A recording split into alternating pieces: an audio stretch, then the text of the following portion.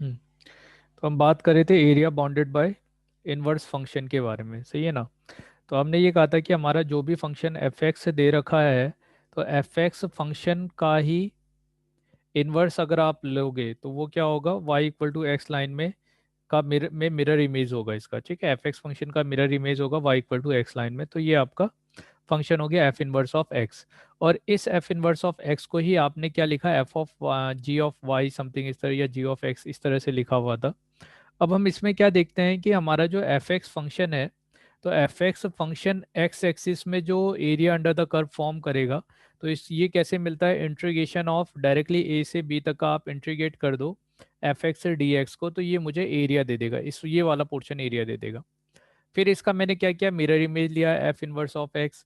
फिर F inverse of x का जब एक्स में एक्स वाले, तो area under the curve y f inverse of x on x axis.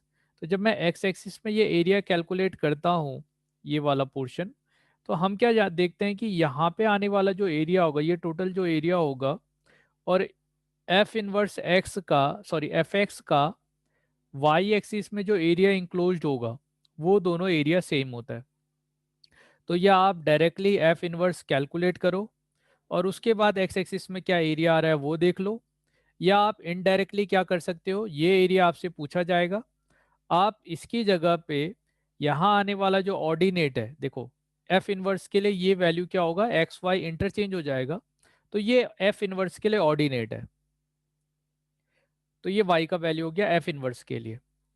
F x के लिए वाई का वैल्यू कहाँ पे आ रहा होगा, यहाँ पे आ रहा होगा। तो यहाँ पे आने वाला जो एरिया है और ये वाला एरिया सेम है, तो जब भी मेरे से एफ इनवर्स से के लिए एरिया पूछा जाएगा, तो मैं एफ एक्स का एरिया इंक्लोज द कर्व और कौन ऑन वाई एक्सिस पे ये कैलकुलेट करूंगा। तो ये एक बेसिक कंसेप्ट है, ठीक है। नेक्स्ट हम इसमें क्या देख रहे थे कि यहाँ पे आपका जो एरिया है, इस वाले की बात करें तो इस वाले केस में क्योंकि यही एफ इनवर्स का एरिया होगा, तो मुझे ये वाला एरिया चाहिए, मेरा मोटिव है कि ये एरिया निकालना। तो इस एरिया को निकालने के लिए पहले हमने एक रेक्टेंगल बनाया था, और इस रेक्टेंगल में आपका ये बी पे एफ ऑफ बी वैल्यू देगा, ए पे एफ ऑफ ए वैल्यू देगा, तो एक रेक्टेंगल यहाँ पे फॉर्म हुआ, और एक ये बड़ा वाला रेक्टेंगल है। तो ये रेक्टेंगल प्लस यहाँ पे इनवर्स का एरिया हो गया, और ये एफ एक्स का एरिया हो गया। तो इन तीनों फंक्शन को जब मैं ऐड करूंगा, area of A B C D, तो ये है ए बी सी डी, ये एरिया हो गया इनवर्स का एरिया, प्लस स्मॉलर जो रेक्टेंगल है उसका area A into F A multi, और प्लस आपका area enclose by the F X. इन तीनों को ऐड करूंगा तो टोटल बड़े वाले रेक्टेंगल का एरिया आया था b of f of b. तो यहाँ से मुझे एफ ऑफ ए से एफ ऑफ बी का जो इंटीग्रेशन होगा f inverse of y d y, ये वाला एरिया कितना हो जाएगा, b f b minus a f a, एक पोर्शन ये हो गया, और minus area enclose by the F x function. अब क्या है, ये वाला जो पोर्शन है ये एक लार्जर रेक्टेंगल है और ये स्मॉलर रेक्टेंगल है, मतलब एक बड़ा वाला रेक्टेंगल है और उसमें से ये स्मॉलर वाला रेक्टेंगल मैंने सब्सट्रैक्ट कर दिया। तो अब क्या होगा, जब भी मेरे से इसके बारे में पूछा जाएगा, तो मैं अब इस फॉर्मूले का यूज करूंगा, B into F of B minus A into F of A, ये जो रेक्टेंगल का एरिया है, माइनस ए से B F of B D X, ठीक है। अब जो ये वाला पोर्शन अगर आप देख रहे हो, देखो इस वाले पोर्शन को आप इस तरह से भी लिख सकते हो, एक्स इंटू एफ एक्स, और ए से बी तक का ये चले जाएगा, तो एक्स एफ एक्स ए से बी गया, माइनस ये वाले पोर्शन को अगर आप देखोगे तो ये ए से B f x d x है। अब देखिए इन दोनों फंक्शन को अगर आप कंबाइन कर लोगे, तो यहाँ पे आने वाला जो आपका फंक्शन बन जाएगा वो क्या बन जाएगा, इंटीग्रेशन ऑफ ए से b x into f dash of x. सही है, एक्स का इंटीग्रेशन आप एक्स को फर्स्ट फंक्शन लोगे, यहाँ पे आपने एक्स को फर्स्ट फंक्शन ले लिया और इसको सेकेंड फंक्शन ले लिया, और उसके बाद जब आप इंटीग्रेट करोगे तो आपको ये वाला रिजल्ट मिलेगा, एक्स बाहर आ जाएगा, एफ डैश एक्स का इंटीग्रेशन अगर आप करते हो, एक्स बाहर आ गया, एफ डैश एक्स का इंटीग्रेशन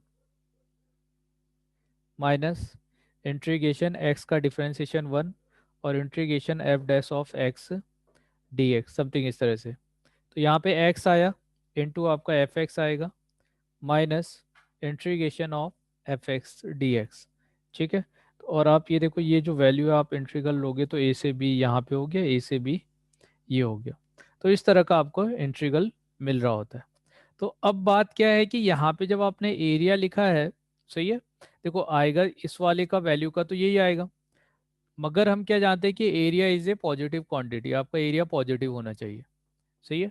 तो अगर आप एरिया पॉजिटिव लेके चलते हो तो आपको ये इंश्योर करना पड़ेगा कि यहाँ आने वाला जो वैल्यू है एक्स और एफ डैश एक्स का जो वैल्यू है वो हमेशा पॉजिटिव रहे।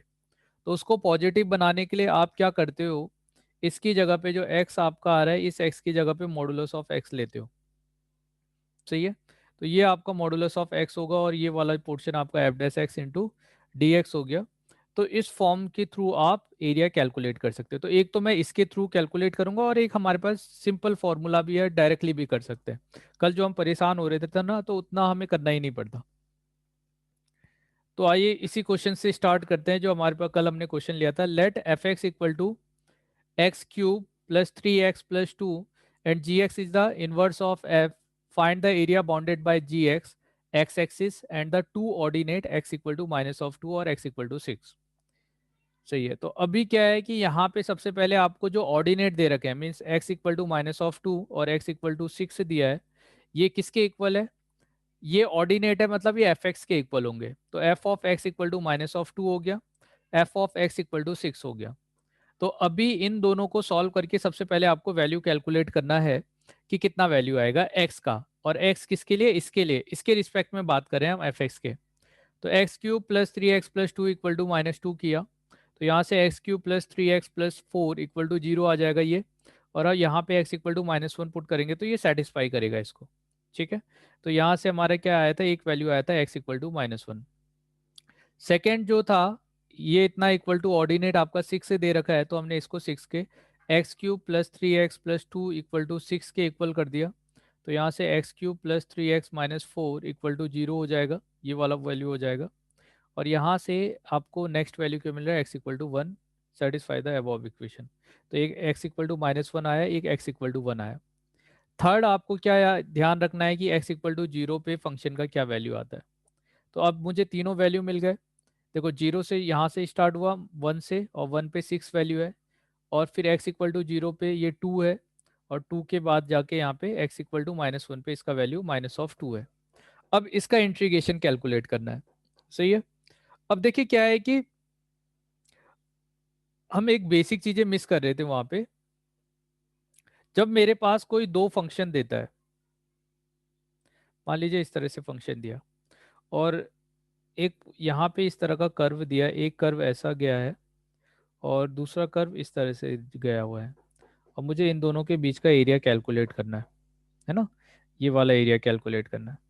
तो इस एरिया को कैलकुलेट करने के लिए हम क्या करते हैं, एक स्ट्रिप टाइप की फॉर्म करते हैं यहाँ पे, ऐसे करके एक स्ट्रिप फॉर्म करेंगे।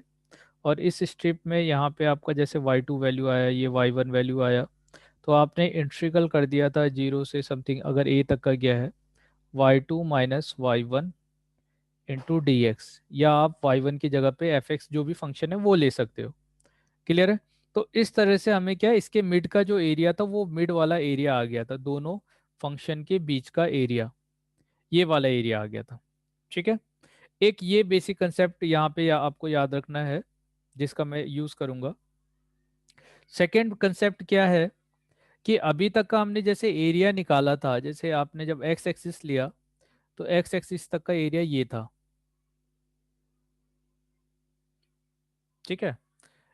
एफ एक्स डी एक्स जब आपने किया, 0 से ए लेना है तो ए ले लो, या ए से बी लेना है, बी ऐसे ले लेते हैं, ए टू बी।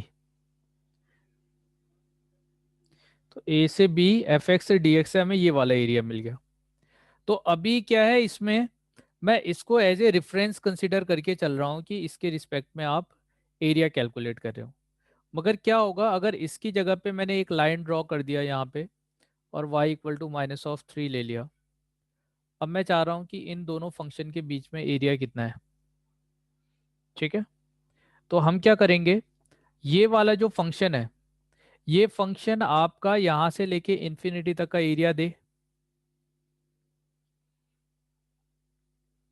और उसमें से इस फंक्शन से नीचे अगर मैं जो रेफरेंस पॉइंट है ना, वो reference point minus of infinity को कंसीडर करता हूँ, तो आप एफ एक्स फंक्शन ये है आपका, ये y2 का वैल्यू है, और यहाँ पे ये वाला वैल्यू हो गया y1।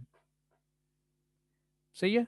तो आप ये देखो, क्या आपको इन दोनों के बीच का जो अगर एरिया कैलकुलेट करना है, तो आप जब इंटीग्रल करोगे ए से बी तक का, तो क्या y2 माइनस वाई करना पड़ेगा कि नहीं? हाँ कल सर। कल हम ये चीज मिस कर रहे थे। ठीक है।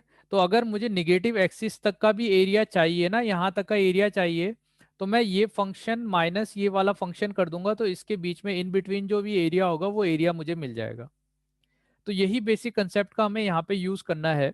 जब मेरे से पूछा गया कि यहाँ जो पॉजिटिव वाला पोर्शन है, यहाँ पे x इक्वल टू 0 या आपका 2 से यहाँ तक का जो एरिया जाएगा, ये एरिया कैलकुलेट करना है, तो आप देखो यहाँ पे जो फंक्शन है इस जगह पे, वो फंक्शन है y इक्वल टू 6। सही है, ये y इक्वल टू 6 वाला फंक्शन है। अब ये वाला यहाँ पे तो y का वैल्यू 6 हो गया। दूसरा जो फंक्शन यहाँ पे आ रहा है वो मेरा एफ एक्स है। तो जब मैं इस जगह पे कोई स्ट्रिप फॉर्म कर रहा हूँ, तो क्या मुझे y इक्वल टू 6 में से दूसरा जो फंक्शन है वो फंक्शन सब्सट्रैक्ट करना पड़ेगा, है कि नहीं?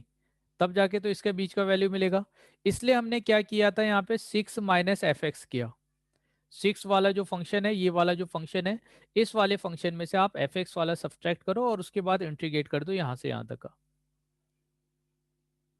ठीक है। तो ये वाला फंक्शन ऊपर था। दूसरी बात क्या है, अगर जब मैं यहां से यहां तक का एरिया देखता हूं, तो कल हम प्रॉब्लम क्या कर रहे थे, पहले इस वाले एरिया को ले रहे थे, फिर इसको सोच रहे थे कि कैसे कैलकुलेट करेंगे।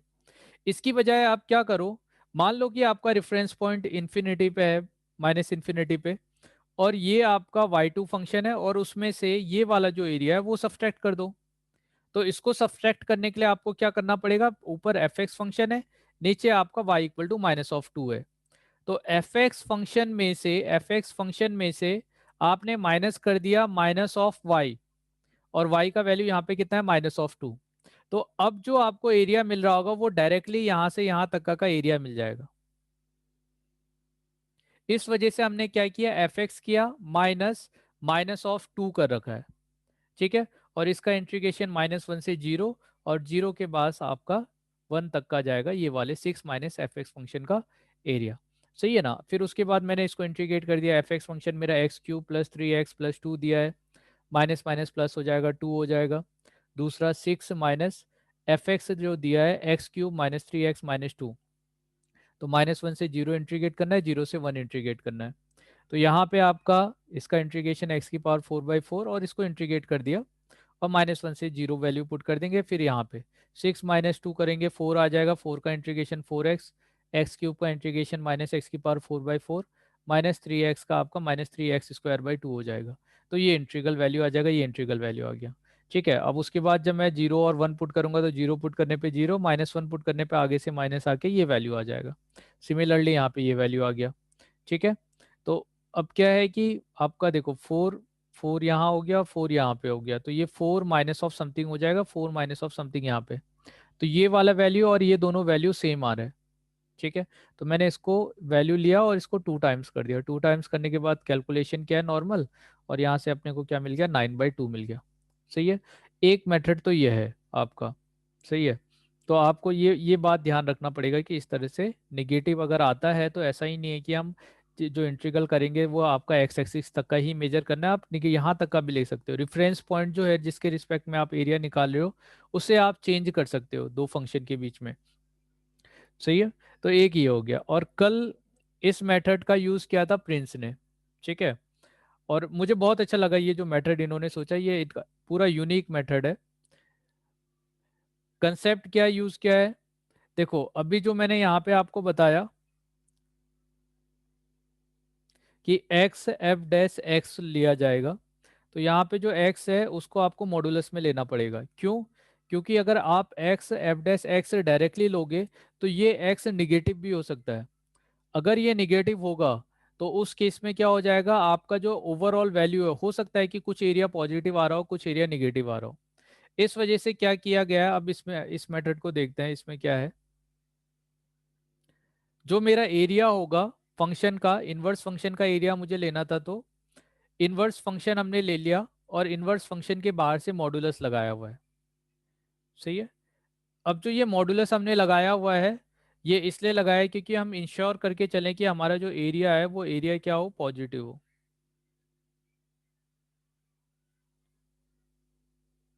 ठीक है, तो ये एरिया क्या होगा, मस्ट भी पॉजिटिव होना चाहिए, इस वजह से हमने मॉडुलस लगा दिया। ठीक है ना, तो F inverse of x modulus into D x और -2 से 6 तक का आपका चले जाएगा।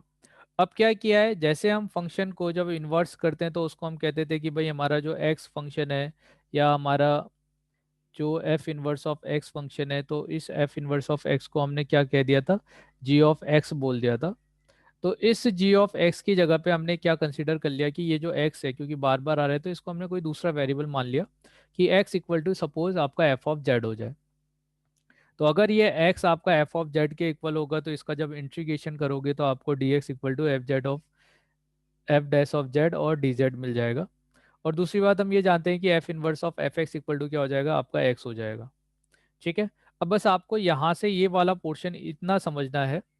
अब आप ये देखो कि एफ इनवर्स ऑफ क्या दिया है, x दिया है, और x की जगह पे हमने एफ जेड लिया हुआ है। तो एफ इनवर्स जैसे था वैसे का वैसे ही आ गया, मगर यहाँ आने वाला x जो था वो आपका किससे रिप्लेस हो गया, एफ जेड से रिप्लेस हो गया।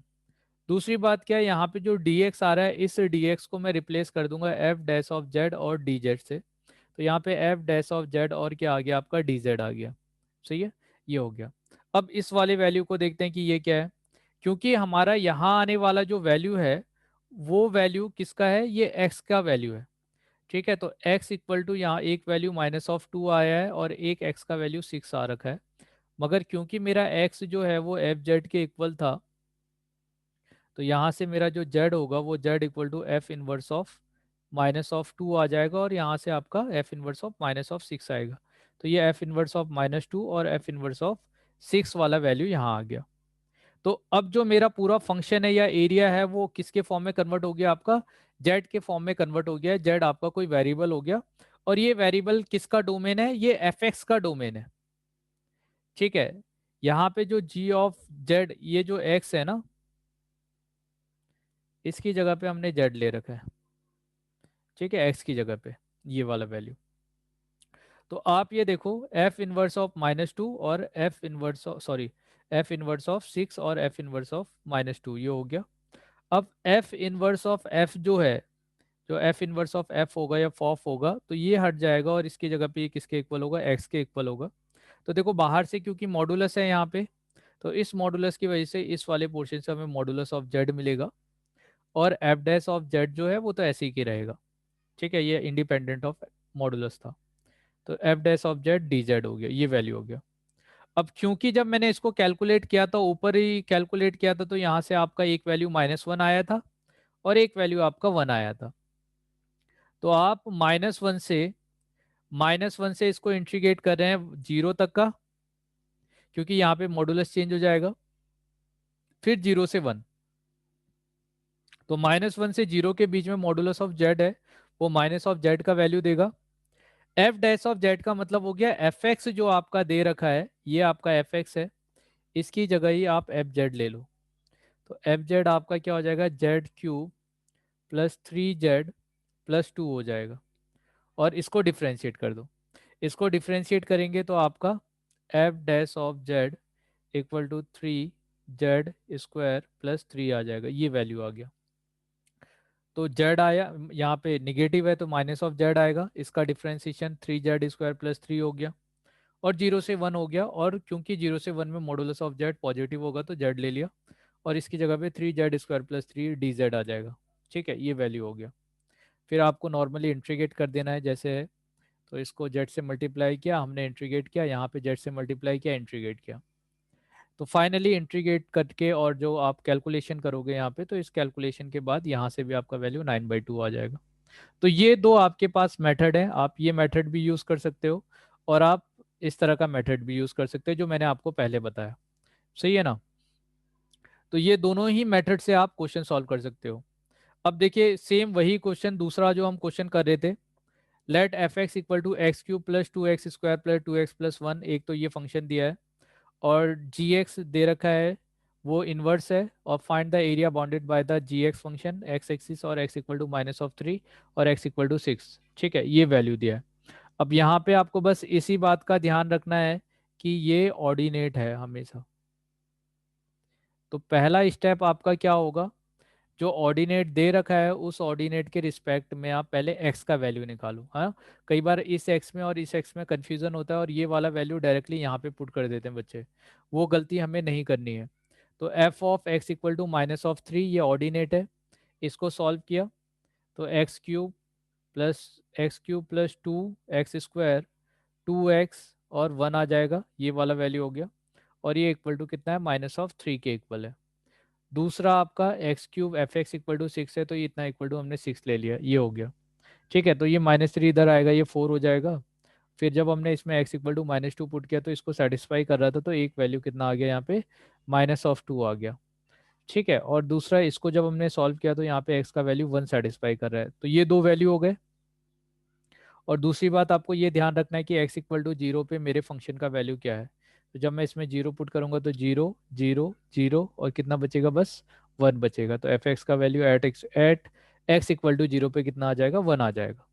ठीक है, तो ये हमारे वैल्यूज आ रहे हैं। तो ये तीन वैल्यूज आने के बाद आपको ग्राफ बनाना है। x इक्वल टू, यहाँ से मुझे क्या मिला, x इक्वल टू 1 पे फंक्शन का वैल्यू 6 है। x इक्वल टू, इस वाले केस से -2 आया था, 2 पे फंक्शन का वैल्यू -3 है। और x इक्वल टू 0 पे फंक्शन का वैल्यू 1 है। तो ये 3 पॉइंट हमको मिले। 1 पे 1 पे 6 आया आपका, 1 पे 6 आया, -2 पे -3 आया, और 0 पे ये वाला वैल्यू आ गया, 1 वाला वैल्यू। सही है ना, तो ये 3 वैल्यू आ गया। अब बेसिक मेथड कि हमें सबसे ऊपर यहाँ पे फंक्शन क्या है, y इक्वल टू 6 है। तो y इक्वल टू 6 में से आप एक स्ट्रिप फॉर्म करोगे और दूसरे वाले फंक्शन को y2 माइनस y1 कर दोगे। तो y2 माइनस y1 यहाँ पे करना है, तो ये वाला, तो इस वजह से यहाँ पे हमने 6 माइनस एफ एक्स किया है, तो 6 माइनस एफ एक्स किया और इसको इंटीग्रेट कर दिया 0 से 1 तक का। एक तो ये हो गया। नेक्स्ट फिर से मैं यहाँ पे रेफरेंस पॉइंट किसको ले रहा हूँ, इस वाली वैल्यू को ले रहा हूँ। तो आप चाहो तो यहाँ पे इस तरह का स्ट्रिप भी फॉर्म कर सकते हो, और ये स्ट्रिप आपका नीचे आपका इस तरह से जाएगा, है ना। तो ये हो गया। तो ये f x minus y equal to f x minus -3 इस वजह से आया, y2 जो है ना, ये y1 माइनस y2। और उसके बाद ये सब्सट्रैक्ट करना है और इंटीग्रेट कर देना है। इंटीग्रेट करते टाइम पे ध्यान ये रखना है कि यहाँ पे आपका रेफरेंस पॉइंट कुछ और है, यहाँ पे रेफरेंस पॉइंट कुछ और है, इसीलिए यहाँ पे -2 से 0 तक का इंटीग्रेट किया है, और इसके बाद आपका 0 से 1 तक का इंटीग्रेट किया है दूसरे वाले फंक्शन को। तो -2 से 0 इंटीग्रेट करेंगे इसको, और दूसरा आपका ये फंक्शन है, इसको इंटीग्रेट करेंगे। और फाइनली आपका इंटीग्रेशन 0 से -2, इसको इंटीग्रेट कर दिया, इसको इंटीग्रेट कर दिया, और फिर आपको तो वैल्यू पुट करना है। तो 0 पुट करेंगे तो ये पूरा वैल्यू 0 हो जाएगा। फिर -2 पुट करेंगे तो ये हो गया 16/4। यहाँ पे पुट करोगे तो ये होगा आपका -16/3। और क्योंकि ये पॉजिटिव है तो यहाँ 4 आ जाएगा, 2 से 2 कैंसिल, और यहाँ पे आपका -8 आ जाएगा। सिमिलरली इस वाले वैल्यू में 1 पुट करोगे तो 1 1 1 1, तो ये आपका 5 होगा, -1/4 -2/3, और यहाँ से -1 आ जाएगा। 0 पुट करने पे पूरा 0 हो गया। और इसके बाद इसको सिंप्लीफाई कर लेंगे। तो सिंप्लीफाई करने पे 16 16 कॉमन ले लिया, यहाँ 3 आएगा, यहाँ पे 4 आ जाएगा। ठीक है, तो यहाँ पे आपका -12 हो जाएगा। तो ये वैल्यू हो गया -12, और यहाँ से आपको मिलेगा -4। ये हो गया 5, ऐसे ही रहा, इन दोनों को सॉल्व किया 11/12, और ये -1 हो गया। इसको सिंप्लीफाई किया, और सिंप्लीफाई करने के बाद इसको सॉल्व किया तो फाइनली मुझे कितना मिला, 101/12। क्लियर है बेटे? क्या अभी मेथड समझ में आ गया कि किस तरह से हमें इन्वर्स को सॉल्व करना हाँ सर। है ना। और सेम, अब देखो मेरे हिसाब से ये वाला मेथड सेकेंड वाले इंटीग्रेशन वाले मेथड के कंपैरिजन में ज़्यादा ईजी है ना। तो इसीलिए मैंने क्या कर दिया है, सेकेंड वाला जो मेथड है वो आप एक बार खुद से ट्राई करना। मेथड समझ में आ गया था आपको सेकेंड वाला? या एक काम करो, एक बार सेकेंड वाले मेथड से आप इसी क्वेश्चन को ट्राई करो तो। पहले क्वेश्चन नोट कर लो, उस फिर मैं आपको सेकेंड वाला मेथड ऊपर थोड़ा हिंट के लिए दिखा देता हूँ।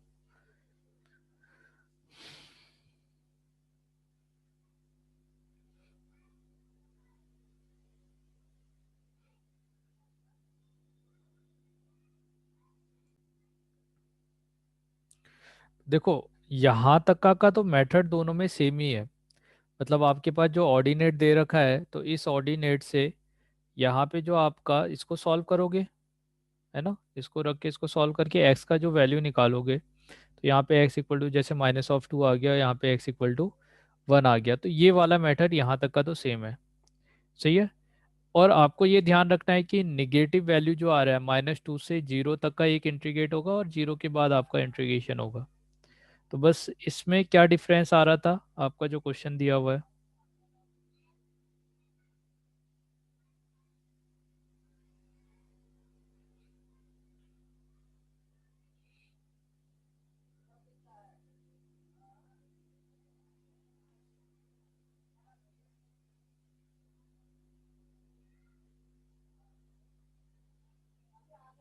ठीक है। तो तो ये हो गया। तो इसमें इसमें क्या दिया है, एक तो इंटीग्रल आपको लेना है -2 टू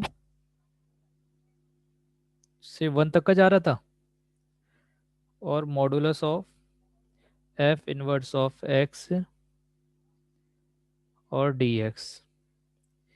इस वैल्यू को हमने -2 टू 1 लिया, और इसको हमने मॉडुलस ऑफ जेड लिखा था एफ डैश ऑफ जेड और डी जेड। है ना। क्लियर है बेटे, यहाँ तक कर लिया था क्या? क्योंकि जिसको भी डाउट हाँ होगा सर। वो इसको यहाँ से यहाँ कन्वर्ट करने में ही डाउट होगा कि जेड में हमने कैसे लिखा हुआ है।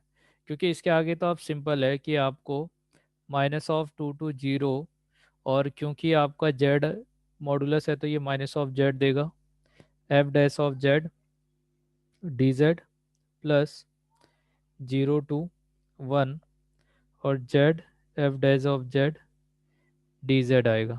ठीक है, ये हो गया। और इसको जब मैं डिफ्रेंशिएट करूँगा जेड के टर्म में, तो इसका डिफ्रेंशिएशन क्या आएगा, 3 सामने आ गया, और एक्स की जगह जेड लिया है तो जेड स्क्वायर आएगा, +4 जेड +2 हो जाएगा। ठीक है, ये हो गया। तो यहाँ पे आपका जब आप इसे जेड से मल्टीप्लाई करोगे माइनस ऑफ जेड से, तो ये -3 टाइम्स ऑफ जेड क्यूब देगा, -4 जेड स्क्वायर देगा, -2 जेड देगा। सही है। तो ये हमने मल्टीप्लाई किया अभी, तो इंटीग्रेशन -2 टू 0 जाना है। सेकेंड वाला जो फंक्शन है, अगर मैं इसको जेड से मल्टीप्लाई करूंगा तो 3 Z square +4 Z square, sorry, यहाँ पे जेड क्यूब हो जाएगा, जेड से मल्टीप्लाई होगा तो ये हो गया आपका Z cube, 4 Z square +2 Z, और ये कहाँ से कहाँ जा रहा है, 0 से 1 तक का जा रहा है। तो इसको इंटीग्रेट कर देते हैं। तो -3 जेड की पावर 4/4 -4 जेड क्यूब/3 -2 जेड स्क्वायर/2, तो -2 टू 0। सिमिलरली 3 जेड की पावर 4/4 +4 जेड क्यूब/3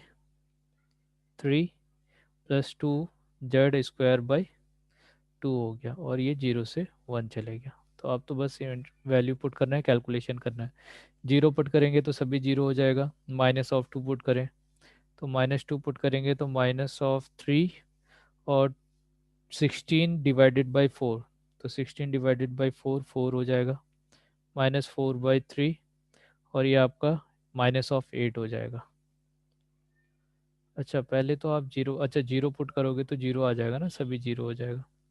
0 पुट करने पे सब 0 हो जाएगा, तो यहाँ पे हम माइनस कर लेते हैं आगे से। तो -2 पुट किया तो ये 4 हो गया, और यहाँ पे आपने -2 पुट किया तो ये -8 देगा।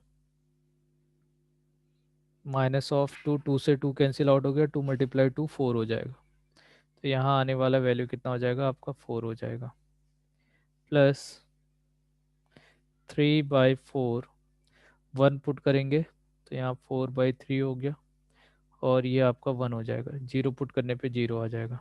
ठीक है, तो ये हो जाएगा। तो अब आप ये देखो, माइनस आया, -12 हो गया, और ये आपको +32/3 हो जाएगा, और यहाँ पे -4 है,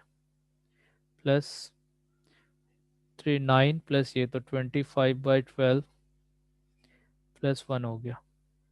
ठीक है, तो यहाँ से फाइनली अब कैलकुलेशन ही करना है, जो भी है, -16 और +32/3 माइनस, और -4 तो ऑलरेडी हमने इधर ले लिया है,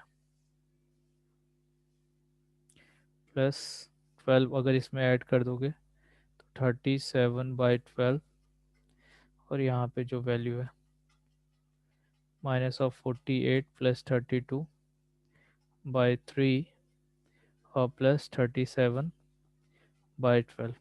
क्लियर है बेटे? फाइनली इसको सॉल्व कर लेंगे जो भी आंसर है। ठीक है, तो प्रोसीजर समझ में आया कैसे हमें करना है इस क्वेश्चन को? दोनों हाँ सर। आप ऐसे भी कर सकते हो और वैसे भी कर सकते हो। नेक्स्ट क्वेश्चन था कल हमारा, find the area bounded by f inverse of x, x axis, x equal to pi, x equal to 2 pi, where f x equal to x plus sine x दिया था। तो एक्स प्लस साइन एक्स का पहले मैंने graph बनाया कि इस तरह का एक्स प्लस साइन एक्स का ग्राफ जाएगा ये, और इस ग्राफ में हम क्या जानते हैं कि ये पॉइंट आपका पाई होगा और ये पॉइंट आपका 2 पाई होगा। तो आपसे कहा कि find the area bounded by f inverse of x, तो इस वाले पोर्शन का y इक्वल टू एक्स में मिरर इमेज ये होगा। तो एफ इनवर्स एक्स फंक्शन का एक्स एक्सिस के साथ ये आपको एरिया निकालना है। तो इसका मतलब जो आपको एरिया चाहिए था वो ये रिक्वायर्ड एरिया है, यहाँ से यहाँ तक का। सही है, तो अब यहाँ से यहाँ तक का एरिया तो मैं निकाल सकता हूँ, ये जो फंक्शन दे रखा है ये वाला फंक्शन, तो ये मुझे यहाँ से यहाँ तक का स्ट्रिप देगा पूरा। तो जब मैं y2 में से ये वाला फंक्शन सब्सट्रैक्ट कर दूंगा y इक्वल टू एक्स वाला, तो मुझे बस इसका एरिया मिलेगा, यहाँ से यहाँ तक का जो पोर्शन है वो एरिया मिलेगा। ठीक है, तो हमने क्या किया, x, ये जो x है, ठीक है, ये हो गया, और ये वाला जो फंक्शन है देखो, अब यहाँ आने वाला जो फंक्शन है ये तो एफ इनवर्स ऑफ एक्स है, वो हमने निकाला नहीं है, मगर एफ एक्स का वैल्यू मेरे पास है। तो इस फंक्शन में इस एफ एक्स का वैल्यू मेरे पास है। तो जब मैं यहाँ पे कोई अगर स्ट्रिप फॉर्म करता हूँ तो इसका मतलब मुझे क्या करना पड़ेगा, इस function y equal to x में से ये वाला एफ एक्स, ये जो फंक्शन है इसको सब्सट्रैक्ट करना पड़ेगा। ये वाले स्ट्रिप को जब आप सब्सट्रैक्ट करोगे तब जाके आपको यहाँ पे ये वाला रीजन मिलेगा, 1 वाला रीजन मिलेगा, जो ये रीजन आ रहा है ये रीजन मिलेगा आपको। तो ये एरिया ऑफ रीजन 1 हो गया। अब जितना रीजन ये है उतना ही रीजन ये है, तो टोटल जो आपको एरिया यहाँ से यहाँ तक का निकालना है वो क्या है, 2 टाइम्स ऑफ रीजन ऑफ ये। तो यहाँ पे जो भी एरिया आ रहा होगा उसको मैं 2 टाइम्स कर दूं, क्योंकि ये और ये सेम है, और उसमें मैं ये वाला एरिया एफ एक्स वाला एरिया ऐड कर दूं। तो जब मैं इसको 2 टाइम्स करूंगा तो 2x हो जाएगा, और 2 टाइम्स ऑफ ये हो जाएगा जिसमें एफ एक्स ऐड करूंगा तो एक बार आपका -(x) आएगा। इसका मतलब है रीजन 1, ये 2 बार रीजन 1 और एक बार रीजन 2, ये आपका रिक्वायर्ड एरिया है एफ इनवर्स का। तो 1 और 2 को हमने मिला दिया, 1 और 2 को, तो ये आपका एफ एक्स वाला एरिया हो गया, और ये 1 था तो इसको मैंने डायरेक्टली लिख दिया 2 times of x. 2 times of x मतलब यहाँ पे है ना, ये 2x हो गया, और -(2) होता है, इसमें ये ऐड करेंगे तो आपका 2f(x) में से एक चले जाएगा तो f(x) बचेगा। तो इसलिए 2x माइनस f(x) हो गया, और फिर इसको बाद हमने सॉल्व कर लिया। तो f(x) का वैल्यू पुट किया, और उसके बाद इंटीग्रेट कर दिया पाई से 2 पाई तक का। तो फाइनली यहाँ से 3/2 पाई स्क्वायर + 2 आ गया। क्लियर है? चलो, तो अभी आपको समझ में आ गया होगा कि किस तरह से आप इनवर्स का एरिया कैलकुलेट करोगे। हाँ सर। ठीक है, तो नेक्स्ट एक बेसिक क्वेश्चन है, वो आपका कुछ नहीं है, इतने ही क्वेश्चन दिखे थे, मतलब जितने भी मॉड्यूल है उसमें यही है। If a function f x is bijective in a to b, then prove that. अगर वैसे भी ये हमारा पहला ही लाइन हो गया, तो अगर एफ एक्स फंक्शन आपका बाइजेक्टिव होगा तो जाहिर सी बात है 1 1 ऑन 2 होगा, और 1 1 ऑन 2 होगा तो उसका इन्वर्स पॉसिबल है। इन्वर्स पॉसिबल है तो जब आप जीरो से ए से B f x d x function लोगे, तो एफ एक्स डी एक्स, ये देखो ये वाला जो फंक्शन है, तो ये दोनों को ऐड करेंगे तो ये किसके इक्वल होगा, b f b minus a f a. ये हमारी फर्स्ट ही लाइन थी, यहीं से हमने स्टार्ट किया था सॉल्व करना चीज़ों को, कि अगर मेरा जो फंक्शन ये ऑलरेडी बाइजेक्टिव है तो इसका इन्वर्स होगा, हम ये मान के चल रहे हैं कि बाइजेक्टिव होगा तो इन्वर्स पॉसिबल होगा, और इन्वर्स पॉसिबल है तो यहाँ से ये दोनों का एडिशन जो है एफ बी माइनस इस वाली वैल्यू को इधर ले लेंगे, तो यहीं पे इसका आंसर आ जाएगा सेकेंड लाइन में। क्लियर है बेटे?